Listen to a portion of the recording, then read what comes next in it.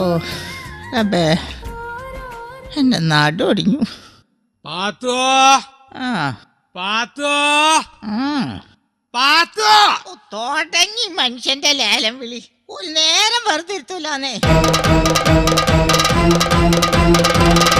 പാത്തോടി പോത്തെ എന്തോ കണ്ട കറക്റ്റ് പേര് വിളിച്ചപ്പോ പോത്ത് വിളി കേട്ട്. എടി ഒരു ഗ്ലാസ് ചായക്കും വേണ്ടി എത്ര നേരം ഞാൻ അവിടെ കുത്തിരിക്കണടി. ഏതോ മനുഷ്യനെ നിങ്ങളാ അടുക്കള വഴിയല്ലേ ഈ പിന്നാമ്പുറത്തേക്ക് വന്നത്. ഇവിടെ വരെ വരുന്നതിന്റെ പകുതി വഴിയല്ല അടുക്കളയിലേക്കുള്ളോ. അവിടുന്ന് ഒരു ഗ്ലാസ് ചായ എടുത്ത് കുടിച്ചാ നിങ്ങളുടെ കയ്യില് വാച്ചൂരി പോവോ? അത് ശരി. അപ്പൊ എന്താ റെസ്റ്റ് എടുക്കുക? അല്ല മനുഷ്യനെ, മരിക്കാൻ പോണേന് മുമ്പ് കുറച്ച് ശ്വാസം എടുക്കുക. ഒന്ന് ശ്വാസം വിടാൻ പോലും സമയമില്ലാണ്ടിരിക്കാൻ എന്ത് മലമറക്കണ പണി അടി അനക്കിവിടെ. ഇതില് നല്ലത് മല മറിക്കണ. ഞാൻ ഈ കുടുംബത്തെ ചെയ്യണ പണിയൊക്കെ പിന്നെ നിങ്ങളാ ചെയ്യണേ. ഈ ചെയ്യണ പണിയൊക്കെ ഞാൻ ചെയ്യാടി. ഞാൻ ചെയ്യണ പണിയൊക്കെ ഇജ്ജ് ചെയ്. അതിന് നിങ്ങൾക്ക് എന്താ എത്ര വലിയ പണി? വീട്ടിൽ നിന്ന് പള്ളിയിലേക്കും പള്ളിയിൽ നിന്ന് വീട്ടിലേക്കും തേരാപാര നടക്കണതാ. പിന്നെ ഇന്റെ കടയിൽ ഇരിക്കോടി. ഒരു കട, ആർക്കും വേണ്ടാത്തൊരു മുറുക്കാൻ കടയില് വല്ലപ്പോഴും 2 നാരങ്ങ പിഴിയണം. ഇതപ്പ എത്ര വലിയ പണി? ഇന്ന് ആ നാരങ്ങ ഞാൻ പിഴിയാ. ഇന്റെ നാരങ്ങ കൂടെ പിഴിയാലോ. ഇന്നെ പിഴിഞ്ഞ് ഈ കോലത്തിലാക്കിയില്ലോ. എടി ചെമ്മീൻ തുള്ളിയ മുട്ടോളം പിന്നെം തുള്ളിയാലോ ചട്ടിയില. അതുകൊണ്ട് ഈ ഒരു കാര്യം ഓർത്തോ, പെണ്ണെന്നും പെണ്ണ. എന്ന് വഴക്കുണ്ടായാലും നിങ്ങൾ പറയണ കേക്കാലോ. പെണ്ണെന്നും പെണ്ണ, പെണ്ണെന്നും പെണ്ണാന്ന്. പെണ്ണെന്നും പെണ്ണെന്നെ. എന്താ ഞങ്ങള് പെണ്ണുങ്ങൾക്ക് ഒരു കുറവ്? അങ്ങനെ ഉണ്ടെങ്കിൽ തന്നെ 2 എണ്ണത്തിന്റെ കുറവുള്ളൂ.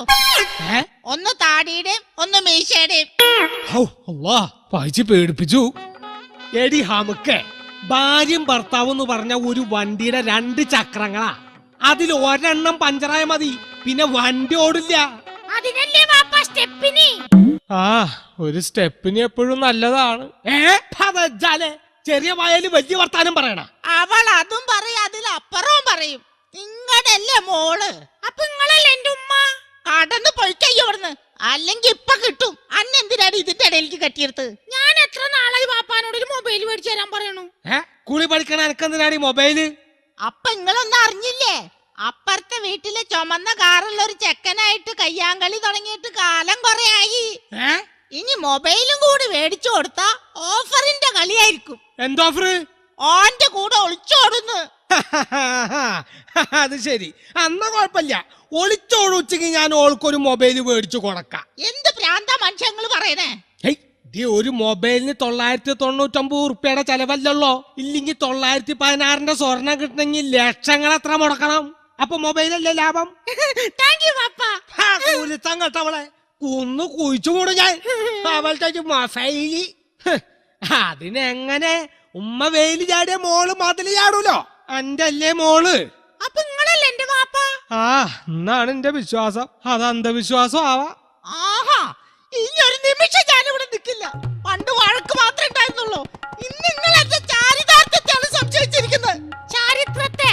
അതിനെയാണ് സംശയിച്ചിരിക്കുന്നത്. നിങ്ങൾ മനുഷ്യനല്ല, മൃഗാണ്, മൃഗം. ഞാനൊരു പുരുഷനാണ്. എന്റെ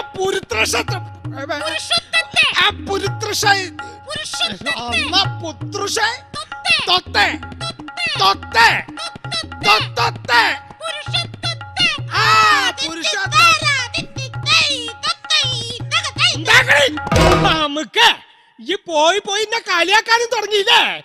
എന്നെ ഞാൻ ഇട്ടിച്ച് കൊലക്ക് അരച്ച് കുടിച്ച് തോലാക്ക് ചൊല്ലി ഒരു നിയമ നടപടി ഉണ്ടാക്കിയില്ലെങ്കിൽ എന്റെ പേര് കുഞ്ഞിക്കാതർ നല്ല. ഞങ്ങള് പെണ്ണുങ്ങൾക്ക് നീതി കിട്ടുമെന്ന് ഞാനൊന്ന് നോക്കട്ടെ. എന്റെ നേരം മെക്കെട്ടുകാരന് മഹിളാ സമാജത്തിലൊരു പരാതി കൊടുത്ത് നിങ്ങളൊരു പാഠം പഠിപ്പിച്ചില്ലെങ്കിൽ എന്റെ പേര് കുഞ്ഞിപ്പാത്തു എന്നല്ല. കാണാടി, കാണാ. അങ്ങനെ തന്നെ ഞാൻ പേര് മാറ്റൂല.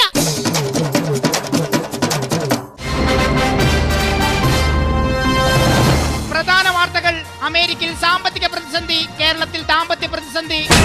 കാദർക്ക പാത്തുമ്മ ദമ്പതികളുടെ കുടുംബ പ്രശ്നത്തിൽ തനിക്ക് യാതൊരു പങ്കുമില്ലെന്ന് ഒബാമ. ദാമ്പത്യ തകർച്ചയിലെത്തിയ ഈ ദമ്പതികളുമായുള്ള കൂടിക്കാഴ്ചയുടെ തത്സമയ സംപ്രേഷണം ഇപ്പോൾ സന്ധ്യാവിഷനിൽ. ദമ്പതികളോടൊപ്പം കേരള മഹിളാ സമാജം പ്രസിഡന്റ് മാംസലകുമാരിയും നിരീശ്വരവാദി പങ്കജാക്ഷനും പങ്കെടുക്കുന്നു. നമസ്കാരം, ഞാൻ നിതീഷ് കുമാർ, 37 വയസ്സ്, കല്യാണം കഴിച്ചിട്ടില്ല. നല്ല ആലോചനകൾ ക്ഷണിക്കുന്നു. അത്തല പിത്തല തവളാച്ചി, ചുക്കുമരിക്കണ ചൂലാപ്പി, മറിയം വന്ന് വിളക്കൂതി, ഫു ഫു ഫു. എന്താ ഈ പറയണ്? എന്തെങ്കിലുമൊക്കെ ഒന്ന് പറയണ്ടേ? വെറുതെയാണോ ഭാര്യ, വെറുതെയാണോ ഭർത്താവ് എന്ന ചോദ്യത്തിനെ മുൾമുനയിൽ നിർത്തിക്കൊണ്ട് ചർച്ചയിലേക്ക് വെറുതെ ഒന്ന് കടന്നു ചെല്ലാം. പങ്കെടുക്കുന്നു ഖാദർ പാത്തുമ്മ ദമ്പതികൾ, ഒപ്പം മഹിളാ സമാജം പ്രസിഡന്റ് മാംസലകുമാരിയും നിരീശ്വരവാദി യുക്തിവാദി പങ്കജാക്ഷനും. ഖാദർക്കിൽ നിന്നും തുടങ്ങാം. പറയൂ ഖാദർക്ക, എങ്ങനെയാണ് പ്രശ്നങ്ങളുടെ തുടക്കം? അതായത് എന്റെ ഓർമ്മ ശരിയാണെങ്കിൽ തിരിച്ചു വരാം. കേരളത്തിലെ സ്ത്രീ സമൂഹത്തിന് വേണ്ടി പൊരുതുകയും പോരാടുകയും മത്സരിക്കുകയും സ്പഷ്ടവും സ്പുഷ്ടവും ദൃഷ്ടവുമായ ഭാഷയിൽ പ്രതികരിക്കുകയും ചെയ്യുന്ന പ്രൊഫസർ മാംസലകുമാരിയോടാണ് ഇനി എന്താണ് ദാമ്പത്യത്തെക്കുറിച്ചുള്ള നിങ്ങളുടെ കാഴ്ചപ്പാട്? അതായത് ഈ സ്ത്രീകളുടെ മൂല്യച്യുതിയിലേക്ക് തിരിച്ചു വരാം. പറയൂ പങ്കജാക്ഷൻ. ഉത്കൃഷ്ട വ്യക്തികൾ പ്രവർത്തനത്തിൽ ഉത്സാഹികളും സംസാരത്തിൽ മന്ദഗതികളുമാണ്. ഒരു നിരീശ്വരവാദി എന്ന നിലയിൽ അതിനെ എങ്ങനെയാണ് നോക്കിക്കാണുന്നത്? ഈശ്വര സാക്ഷിയായിട്ട് ഞാൻ ഒരു കാര്യം പറയാം. അതായത് വളരെ നന്ദി പങ്കജാക്ഷൻ, ചർച്ചയിൽ പങ്കെടുത്തതിന്. അവിടുന്ന് പോയി. ഖാദർക്ക, അറിയാൻ കഴിഞ്ഞ മറ്റൊരു കാര്യം. അതെ, ഈ മറുപടി പറയിപ്പിക്കുച്ചെങ്കിൽ മാത്രം ചോദിച്ചാ മതി. തീർച്ചയായും വിവാഹശേഷം പാത്തുമ്മയ്ക്ക് സമാധാനം കൊടുക്കാത്ത, സന്തോഷം നൽകാത്ത, തൊട്ടതിനും പിടിച്ചതിനുമൊക്കെ മെക്കിട്ട് കയറുന്ന കച്ചറ സ്വഭാവക്കാരനാണോ ഖാദർക്ക? എന്താ എന്റെ നിതീഷ് മോനെ ഇങ്ങനെ കണ്ണിച്ചോരല്ലാണ്ട് പറയണത്?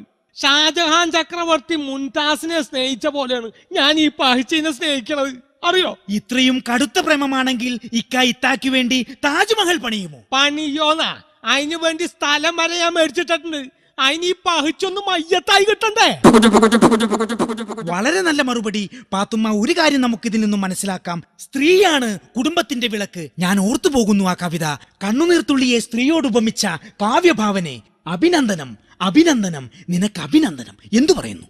ഓടും കുതിര, ചാടും കുതിര, വെള്ളം കണ്ടാൽ നിൽക്കും കുതിര, എന്തു പറയുന്നു? ചെരുപ്പ്. കറക്റ്റ്. കേരളം പോലെയല്ല ഇന്ത്യ, ഇന്ത്യ പോലെയല്ല ഭാരതം. ഇത് രണ്ടും കമ്പയർ ചെയ്താൽ എന്താണ് അമേരിക്കയുടെ സംസ്കാരം? അതിപ്പോ ഈ അമേരിക്കയെ സംബന്ധിച്ചിടത്തോളം എനി ടൈം ആർക്ക് വേണമെങ്കിലും പൊതുസ്ഥലത്ത് വെച്ച് ചുംബിക്കാം, പക്ഷെ മൂത്രമൊഴിക്കാൻ പാടില്ല. എന്നാൽ ഇവിടെ എങ്ങനെയാണോ? പൊതുസ്ഥലത്ത് വെച്ച് ആർക്ക് വേണമെങ്കിലും മൂത്രമൊഴിക്കാം, പക്ഷെ ചുംബിക്കാൻ പാടില്ല. പിന്നെ എങ്ങനെ ഇതുപോലുള്ള ദമ്പതികളുടെ ഇടയിൽ പ്രണയം ഉണ്ടാകും? എന്തു പറയുന്നു മാംസള? എന്തായാലും ഇത്തരം കൾച്ചർ ഇല്ലാത്ത കാര്യങ്ങളോട് ഞാൻ യോജിക്കുന്നില്ല. പൊതുവഴിയിൽ യൂറിൻ പാസ് ചെയ്യുന്നതാണോ പ്രണയം? എത്രയോ നല്ല പ്രണയ ചിത്രങ്ങൾ നമ്മുടെ നാട്ടിൽ വരുന്നുണ്ട്. ആ ചിത്രങ്ങളിലൊക്കെ നായകന്മാരെ പോലെ ഇവർക്ക് പ്രണയിച്ച് ജീവിച്ചൂടെ? എന്താ ഈ ഹംക്ക് പറയണ്? എടോ മാംസളെ, സിനിമയില് നായകന്മാര് പ്രേമിച്ച് സ്നേഹിച്ച് അഭിനയിച്ചു എന്ന് പറഞ്ഞാ അവർക്ക് ആ ഷൂട്ടിംഗ് കഴിയുമ്പോ കൈ നിറച്ച് കാശ് കിട്ടും. ഈ വക ബീസുകളുടെ പിന്നാലെ പ്രേമിച്ച് നടന്ന 10ന്റെ പൈസ കിട്ടുമോ? Mister Khader, mind your words. Yes, yes. ആ പദവിയുടെ അർത്ഥം അറിയാൻ എനിക്ക് അതറിയണമെങ്കിൽ ഇന്ത്യ എന്താന്ന് മനസ്സിലാക്കണം.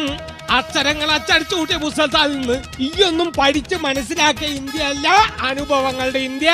അത് മനസ്സിലാക്കണമെങ്കിൽ സെൻസ് ഉണ്ടാവണം, സെൻസിബിലിറ്റി ഉണ്ടാവണം, സ്റ്റെപ്പ് ഉണ്ടാവണം, ട്രാൻസ്ഫോമർ ഉണ്ടാവണം, സോഡ ഉണ്ടാവണം, ഗ്ലാസ് ഉണ്ടാവണം, അച്ചാർ ഉണ്ടാവണം. ഇതൊന്നുമില്ലെങ്കിൽ അതുപോലെ തലയ്ക്ക് പ്രാന്തെങ്കിലും ഉണ്ടാവണം. ഇങ്ങനെ ഒരു ലൈസൻസും ഇല്ലാതെ പുരുഷന്മാരെ അവഹേളിക്കുന്നതാണ് നിങ്ങളെ പോലുള്ള വിവരം കണ്ട സ്ത്രീകളുടെ പരാജയം. സത്യത്തിൽ അതാണോ പരാജയം? എന്തോന്ന് പരാജയം? മൂക്കറ്റം വെള്ളമടിച്ച് വഴി കിടന്ന് പ്രശ്നം ഉണ്ടാക്കി ഭാര്യക്കും മക്കൾക്ക് മാനക്കേടുണ്ടാക്കുന്ന ഇത്തരം നികൃഷ്ട ജീവികളോട് സ്ത്രീകൾ പിന്നെ എങ്ങനെയാണ് പ്രതികരിക്കേണ്ടത്? ഇനി സ്ത്രീകളെ അടക്കി ഭരിക്കാൻ ഒരു പുരുഷന്മാരെയും അനുവദിക്കുന്ന പ്രശ്നമില്ല. മിസിസ് മാംസളം, പുരുഷന്മാരെ ഇങ്ങനെ അടച്ചാക്ഷേപിക്കരുത്. അടച്ചല്ല, നിങ്ങളൊക്കെ അടിച്ചാണ് ആക്ഷേപിക്കേണ്ടത്. എന്തിനധികം പറയുന്നു? നിങ്ങൾ ഏതൊരു പത്രവാർത്തയും എടുത്തു നോക്കൂ. വിവാഹം കഴിഞ്ഞ ദിവസങ്ങൾക്കകം അവിടെ ഒരു സ്ത്രീ സ്റ്റൗ പൊട്ടി മരിച്ചു, ഇവിടെ ഒരു സ്ത്രീ സ്റ്റൗ പൊട്ടി മരിച്ചു. എവിടെയെങ്കിലും ഒരു പുരുഷൻ സ്റ്റൗ പൊട്ടി മരിച്ചായി നിങ്ങൾ കേട്ടിട്ടുണ്ടോ? കേട്ടിട്ടുണ്ടോ പങ്കജാക്ഷൻ? അവളുടെ ഒരു സ്റ്റൗ തെങ്ങിന്റെ മേളിൽ നിന്ന് വീണ് പുരുഷൻ മരിക്കുന്നു, ഇലക്ട്രിക് പോസ്റ്റിന്റെ മുകളിൽ നിന്ന് വീണ് പുരുഷൻ മരിക്കുന്നു. എപ്പോഴെങ്കിലും ഇതിന്റെ ഒക്കെ മേളിൽ നിന്ന് വീണ് ഏതെങ്കിലും ഒരു സ്ത്രീ മരിച്ചിട്ടുണ്ടോ? ഫോർ എക്സാമ്പിൾ, എത്രയെത്ര ആനപ്പാപ്പന്മാർ ആന ചവിട്ടി മരിക്കുന്നു. ഇതുവരെ ഏതെങ്കിലും ഒരു ആന പാപ്പി ആന ചവിട്ടി മരിച്ചിട്ടുണ്ടോ? എന്നിട്ട് അവളൊരു തുരുമ്പ് പിടിച്ച സ്റ്റൗവുമായി വന്നിരിക്കുന്നു. ഇവളുടെ പല്ലടിച്ചു ഒഴിക്കാൻ ആളില്ലാണ്ടാണ്. ഇങ്ങോട്ട് വാട അടിച്ചു കൊഴിക്കാൻ. എന്റെ കൈ രണ്ടും ചന്തയ്ക്ക് പോകും. ചന്ത തന്നെയാണ്. ഇതുപോലെ ചന്ത വർത്താതെ പറയൂ. അത്രക്കായോ? ചർച്ച വഴിതെറ്റുന്നു, വാക്കുകൾ അതിര് കടക്കുന്നു, കാക്കയും താത്തയും കണ്ണു തള്ളുന്നു, മൊത്തത്തിൽ കുളമാകുന്നു. നിന്ന് കഥാപ്രസംഗം പറയാതെ ഇങ്ങോട്ട് മാറി നിൽക്കണം. ഇയാളെ രണ്ട് പൊട്ടിച്ചാലേ എനിക്ക് സമാധാനം കിട്ടുള്ളൂ. കൊല്ലം കുറെയായി ഈ കാലം മോഡൽ ഞാൻ സഹിക്കാൻ തുടങ്ങിയിട്ട്. എന്നെ സഹിക്കണമെന്നാ? നിന്നെ പോലൊരു ഭൂതനെ ഇത്ര നാൾ സഹിച്ച എന്നെ ഭൂവിട്ട് പൂജിക്കണം. നിനക്കറിയോ നിതീഷ്, ഈ പിശാച് ഒപ്പിടാത്തത് കൊണ്ടാണ് ഞങ്ങൾ ഇപ്പോഴും ഡൈവോഴ്സ് ആവാതെ നടക്കുന്നത്. ഭാര്യയാണത്രേ, ഭാര്യ. ഒരു ഭർത്താവ് വന്നേക്കണ്, അലവലാതി. നിർത്തണേ. അയ്യയ്യയ്യയ്യയ്യേ, ഒരു വിധം ഫാമിലിനെ ഞാൻ കണ്ടിട്ടുണ്ട്. ഇതുപോലൊരു കൂതറ ഫാമിലിനെ ഞാൻ എന്റെ ജീവിതത്തിൽ കണ്ടിട്ടില്ല. ഇവറ്റകളൊക്കെ വെച്ച് നോക്കുമ്പോ പാത്തുമ്മ, നമുക്ക് സ്വർഗല്ലേ സ്വർഗം. പറയാനുണ്ടാക്കാതിരിക്ക, ഇത് മഹിളാ സമാജല്ല, ലഹളാ സമാജ. അങ്ങനെ പറയ്. ഇതിന്ന് എന്തായാലും ഒരു കാര്യം നമുക്ക് മനസ്സിലായി. നമ്മുടെ പ്രശ്നം തീർക്കാൻ ഒരു മഹിളാ സമാജത്തിനും പറ്റില്ല, ഒരു സാഹിത്യകാരനും പറ്റില്ല, ഒരു ചാനലുകാരനും പറ്റില്ല. നമ്മൾ തന്നെ വിചാരിക്കണം. മനസ്സിലായാ? അപ്പൊ ഞങ്ങളൊന്നായി. നിങ്ങൾ തമ്മിൽ എന്നാണെങ്കിൽ ആയിക്കോ. ചർച്ച മതിയാക്കി ഒരു പാട്ടങ്ങനെ ഇടോ. കുളിക്കും രാവേറെ